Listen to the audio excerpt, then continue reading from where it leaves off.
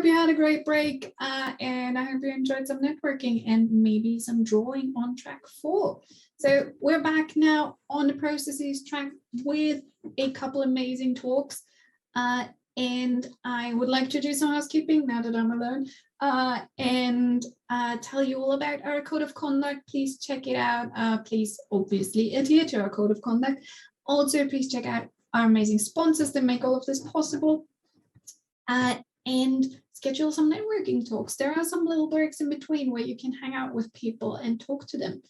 You can find people here on the People tab umbrella on the left side of the screen. And also don't forget to interact with our speakers because we have this Q&A feature umbrella as well. So please ask your questions during the talk or right after the talk, and I will make sure to ask the speakers all your questions. So next up, our next speaker is Tim Mamo, who is a senior CNA at Container Solutions. I have the pleasure to work with him on a regular basis, and he's one of my amazing colleagues. He will be talking about how to implement BUZZWORD. So I'm very excited to hear all about that. And Tim, go ahead and talk to us about BUZZWORD. Cool, thanks, Eva. Loving seeing you all as always. So hi, and thank you for joining me in our journey in understanding how to implement BUZZWORD. Change BUZZWORD to whatever BUZZWORD you're currently using. So our story starts with Hip Company. And slight disclaimer here, Hip Company is a completely fictitious company. Any resemblance to any company you might know or work for is completely coincidental. So Hip Company is the company to be at. It's hip. It's an up-and-coming company. It provides some SaaS software, not really relevant for our story, but we're looking at exponential growth.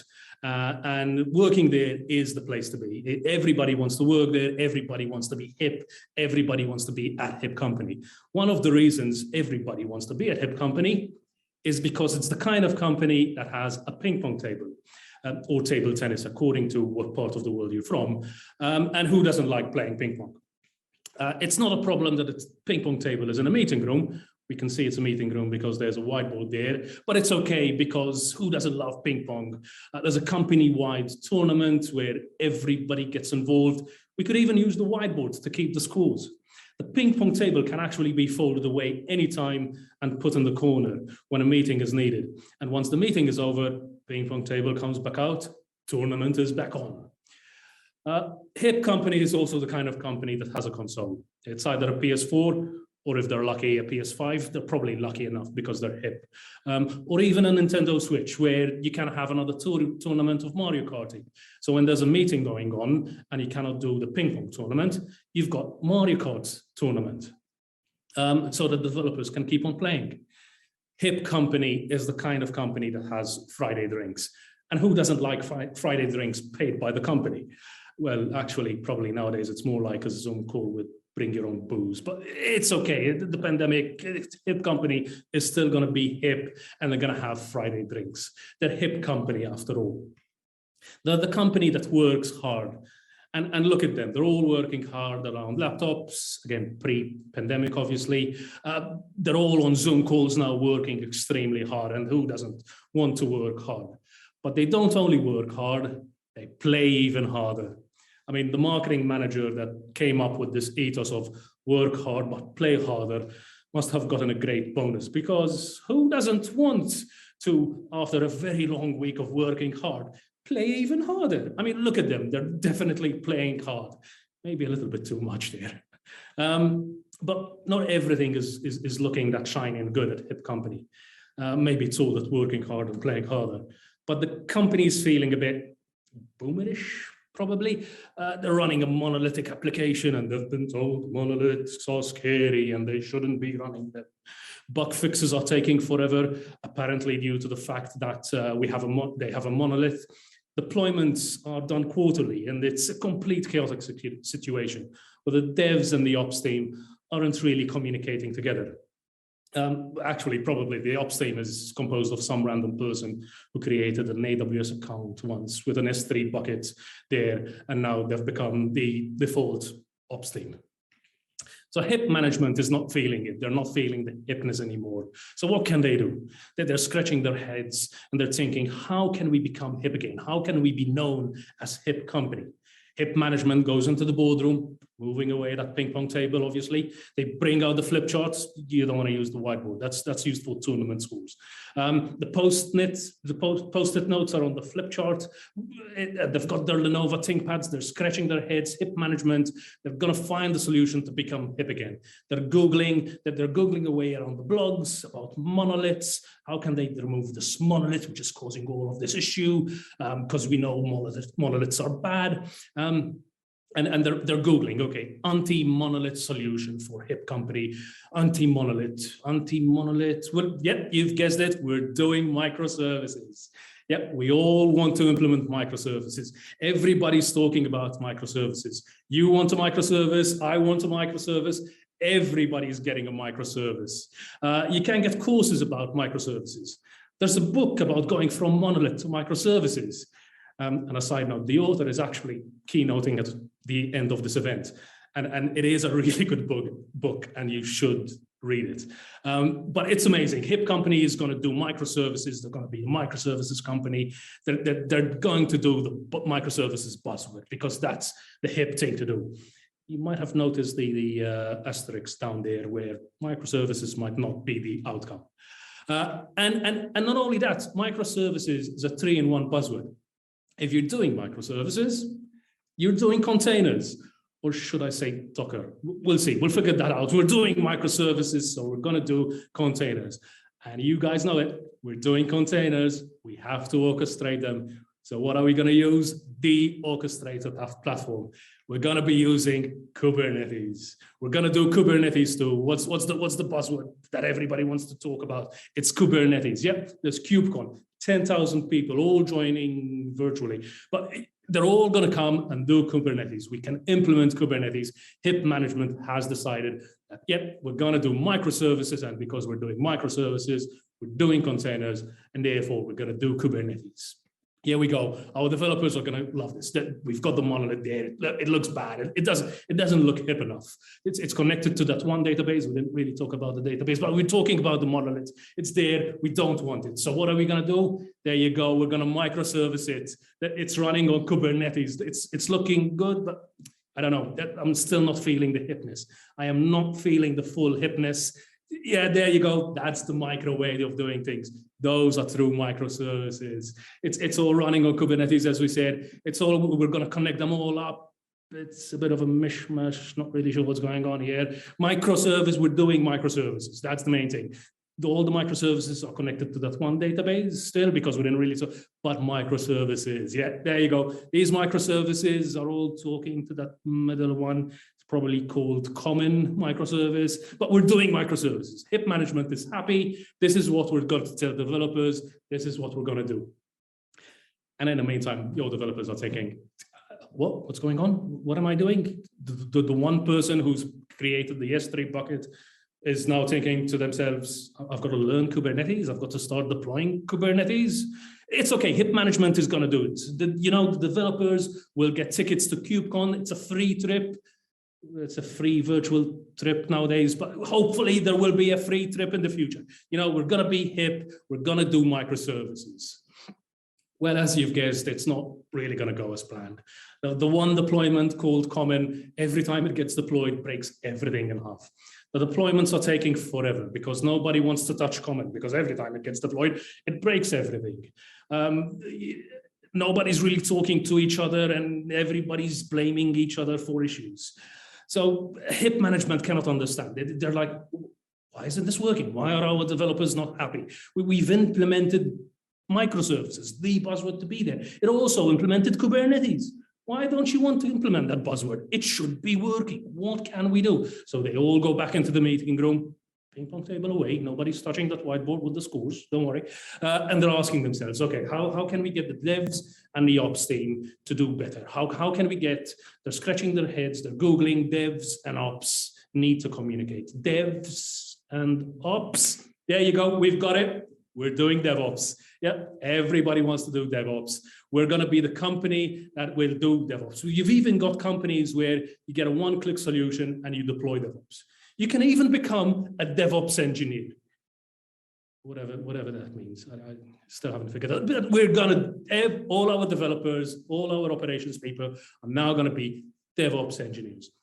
HIP management can also be part of the state of DevOps analysis, you know, where you fill out a form and then they can compare themselves against the giants of the industry, against Netflix, Spotify. They could even implement the Spotify model. I mean, they're not Spotify or as big as Spotify, but they're going to be implementing it. You know, all these companies do microservices and HIP companies doing DevOps as well. So our developers and operations engineers, as I said, are no more developers and engineers, they're DevOps engineers. And similarly, just like microservices, DevOps is a 3-in-1 buzzword. If you're going to do DevOps, yep, you gotta be agile. You'll be shipping every 2 weeks now. Forget the quarterlies. It's every 2 weeks because that's what agile is. It's 2-week cycles. Yep. And because you're doing agile, you're gonna do Scrum.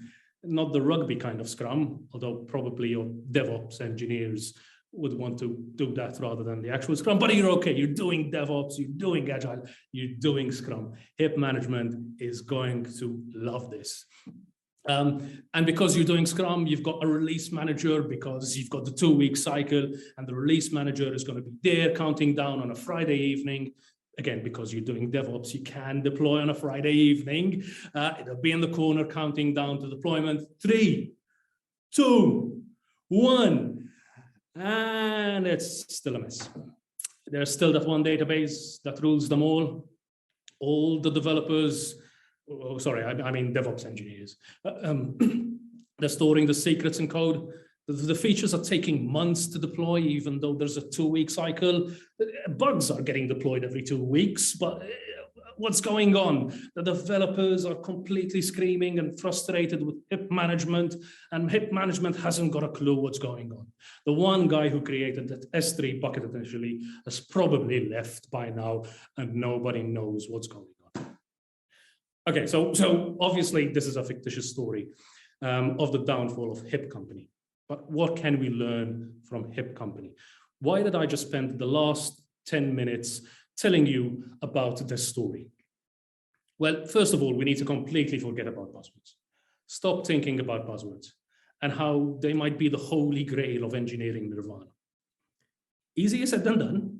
I've been shouting buzzwords at you throughout this whole story. The last 10 minutes, you've been hearing microservices, DevOps, Kubernetes. They're all floating in your head now. So how can you forget about buzzwords when everybody's talking about them? Everybody around you is talking about them. And the solution came to me while I was talking to my wife, who teaches 6- and 7-year-olds. Maybe a bit telling of how she manages to deal with me. But she tells her kids, associate the word you don't want to think about with something completely different. So for example, if I tell you not to think about the pink elephant, I'm fairly sure that there are quite a few of you currently thinking about a pink elephant, even though I told you not to. So associate pink elephant with something completely different. Maybe a rainbow-colored macaw. Associate the two, and now, hopefully, when I say pink elephant, you're thinking rainbow-colored macaw. Because, look, a lot prettier. To be honest, it's a lot better. So similarly, with buzzwords, you want to associate the buzzword with what you're trying to achieve. So if I say microservices, you should think modularity. You know, the 1960s, 70s programming technique of breaking up large software programs into smaller parts. I say microservices, you think modularity. Similarly, if I say DevOps, you think the communication between the developers and operations team to ensure that okay, maybe a little bit too long. If I say DevOps, you shout out communication. I say DevOps, you shout communication. I say DevOps, you shout communication. This is where in my head, I'm thinking you're shouting at the screen. I really hoped I could do this in person. It would have been a lot cooler, but I'm saying DevOps, you're shouting communication. So the point is we need to start disassociating ourselves from buzzwords. We want to communicate more. We want to make sure our program is modular. Once you've forgotten completely about the buzzwords, you start asking questions. Something hip management didn't really do. They just chased buzzwords. And you want to ask what, how, and why. What are you trying to achieve? What are you trying to implement? Maybe it's faster releases, or allowing teams to be more autonomous, or improving security of the code. What do you want to achieve? Once you know what you want to achieve, you then ask, why are you trying to achieve it? Why do you want to achieve faster releases or autonomous teams, or more security in code? Do you want to achieve faster releases because that's what the customers want? Or is it because what the CEO is telling you? You know, truly understand what you want to achieve, what you want to implement. And if the answer is not acceptable to you, rethink it and don't implement it. Once you've established why you're going to implement what you want, analyze how you're going to do this. How would you achieve faster releases? Maybe it is microservices, as the coupling of the product isn't allowing teams to autonomously deploy themselves. Or maybe it's something simple as an automated CI/CD pipeline. Analyze your environment and figure out how to best achieve what you want to do. And a part of how is also giving options of how to achieve that goal. You know, not everybody might be on board immediately on how you're going to achieve this. And giving them different options on how to do it, as long as it is achieving what and why, then you're good to go. You might want to get one team on board on how you're going to create that change and have them be the proponents of what you're doing. Once other teams see the benefit, they'll want to choose what they have provided without really forcing them upon it. I mean, having the donuts forced upon me might be a good thing, not that bad, but I digress. Once you've done that, communicate. Communicate to anyone who's going to be affected. And communication is vital to ensure that the people who are affected are on board with the changes. But also, it helps you answer your what, why, and how questions. You want your sales team who are talking to your customers to talk to the development team to ensure what they're building is what's actually wanted for the consumer. You want your developers to feel comfortable communicating with management about the decisions being made and knowing that management is taking on board what they are saying. And a part of communication is documentation. Now, I know documentation is not everyone's cup of tea, but it is extremely important to do. I think I've only really met one engineer who truly enjoyed documentation. But then again, you couldn't really get him to stop talking. Maybe that's why he enjoyed documentation so much. You document to help your developers in understanding what has been implemented. You document to show what you're trying to achieve. And in the meantime, it also helps you figure out the what, why, and how. You're also documenting so that in 6 months' time, you can go back and understand why you've made that decision, why you are going to implement that choice. Documentation is also useful for onboarding and helping engineers understand processes and how to do specific tasks. So once you've documented and communicated everything, your next step is to automate everything and anything possible. Anything you'll be doing more than once can be automatable. If it's a repeatable process, you want to automate it. And if you think it's only going to be a one-time thing, really think hard. My experience has taught me that this usually isn't the case. You don't want to spend time clicking around buttons, trying to figure out what did I do last time. I was an automotive engineer previously, and I learned fairly quickly that automation can save you a lot of time. I'll give a short story about this. On my first job, I was testing a component we were going to sell to a car manufacturer, which they were going to put on their vehicle. We did this mainly for warranty purposes. So I'd get a vehicle, which is usually a prototype, they don't have a lot of, from the customer, and then I'd put a bucket load of sensors and instrumentation on the part. I'd grab pretty much 3 days worth of data at million microsecond recordings, and then later analyze it. Well, the first time I did this, one of the sensors fell off. fairly early during the testing. And pretty much the data I collected was useless. So I had to call the customer back and ask them for that prototype vehicle, which they don't have a lot of, to send it back for what I've done, because of what I've done. I learned that implementing an automated way of testing the data that I'm collecting not only saves time, but makes me feel comfortable knowing that when I'm going to go to analyze the data, it's all there, it's all correct. I don't need to make that embarrassing call to the customer to ship back the prototype vehicle. Automate all your testings, as these are repeatable.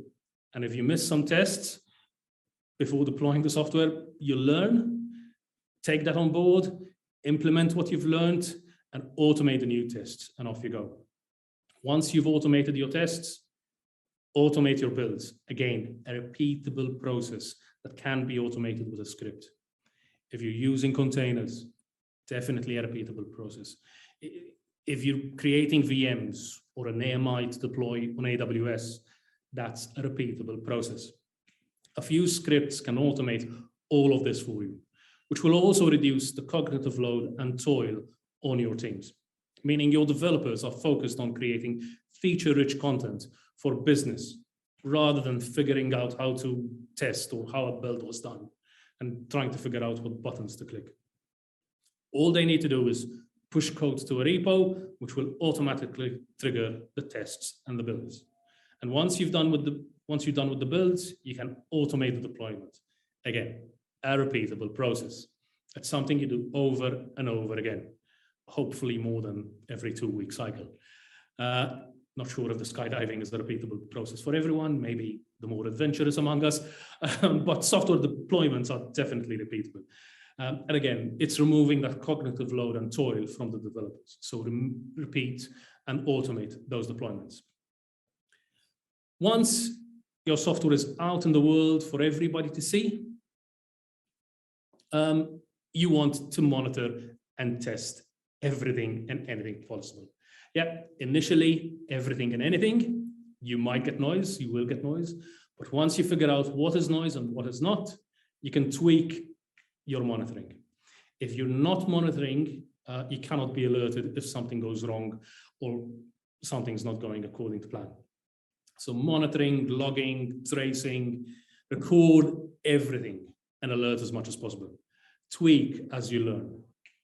If there's one thing I want you to take from the talk, is that you need to monitor. Probably the thing that companies don't focus on as much is monitoring and logging. So monitoring not only for the issues, but also to understand where to improve.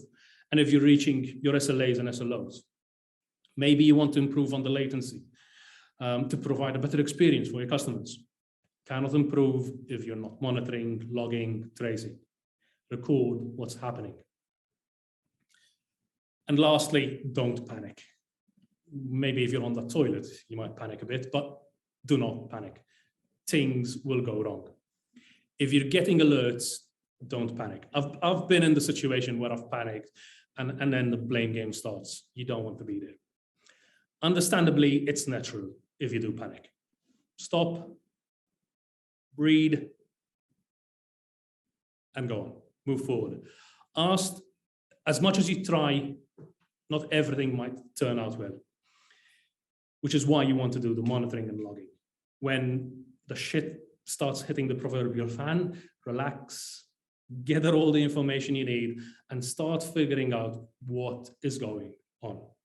What are the metrics telling you? What is all the logging telling you? What are the processes you need to take to rectify this issue? So to recap, ask questions. You want to start off by asking what, why, and how. Once you ask and you've got the correct answer, you want to communicate and document what you've done, why you've come to that solution you've chosen. Once you've communicated that, automate everything. Anything that's repeatable can be done with a script. Like tests, you want to test your software and you want to automate those repeatable tests. Once you do your tests, You want to automate your builds, your containers, your AMIs, your VMs, whatever. Whatever you are building, you can automate the process to reduce the toil of doing that process. And then you also automate your deployments, reduce the cognitive load on your devs and ops in deploying your artifact, as that is a repeatable process. Once it's all out there, monitor and alert. Again, monitor, log, trace, everything. Tweak as you learn what is noise and what isn't. And as you monitor and log, go through the loop again. Ask the questions, communicate, automate tests, builds, deployments. I'm sure I've seen this before. I've seen this diagram. I'll come up with a good buzzword for it. Finally, remember, it's difficult. There will be challenges. Nobody gets it right from the start. It's highly unlikely that you do. And even if you do, there will be room for improvement. You're creating a complex system. Things do break. If one cog falls apart, it might affect another. Learn from that. Maybe there is a way to detach the cog from affecting the whole system and only a small part. All in all, once you've done all of this, even you can be buzzword compliant. I want you all to tweet this. This is the next big buzzword. It's dev, git, sec, infra, no, biz, AI ops. Flows right out of the tongue. It's extremely easy. Thank you for your time. I'm Tim, a cloud, as Eva said, a senior cloud native engineer at Container Solutions, where we help you achieve buzzword compliancy. Not sure Jamie would like me saying that, I don't know. But feel free to join us in our virtual booth here in Brella and come and find out more about us, discuss what buzzwords we don't like and we're not really fond of, and others we don't really mind. Thanks for your time. I do hope you've got questions. Thank you so much, Tim.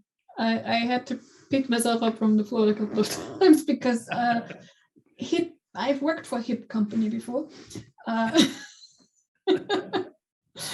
I think probably many people in the audience have too. I've put the disclaimer there, you know, HIP company is completely fictitious. Yeah. I might have taken a few hints here and there, but yeah. I think everyone has their own version of HIP company. And there is also a question associated with that. And that is often HIP management does not even know the what part, as in what are we trying to achieve? Do you have any tips on how to get them on board with the what? Find that out. Well, start off by understanding who your customer is.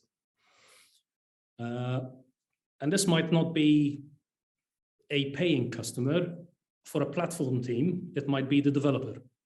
So understand who truly your customer is. Understand why are you creating that product. It might be a platform, it might be software that a paying customer is going to use. Once you start understanding who your customer is, you actually ask them, what do they want? Because you're providing that service. You're providing it to them. If you're going to provide them something they don't want, they're not going to use it. So what do they want?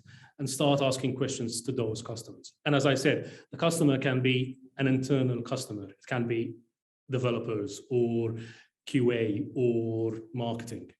So that's what I would start. Truly understanding who your customer is. Yeah, makes sense.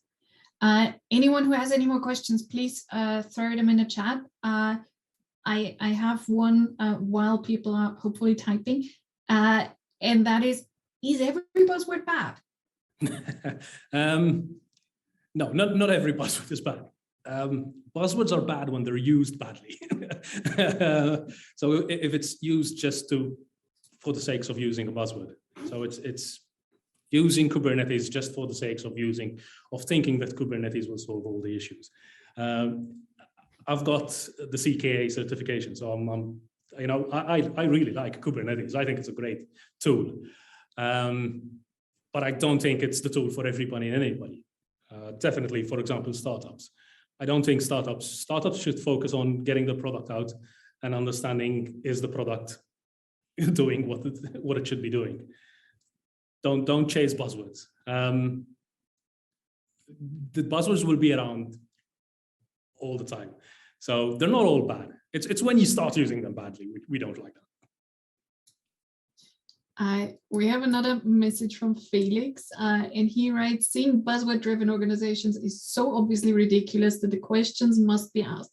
Are these people insane, or is there a rationale behind it? Well, I think it's because you see companies like Netflix, like Spotify, like Amazon, that have created amazing things by using those buzzwords, by using microservices, by using Kubernetes.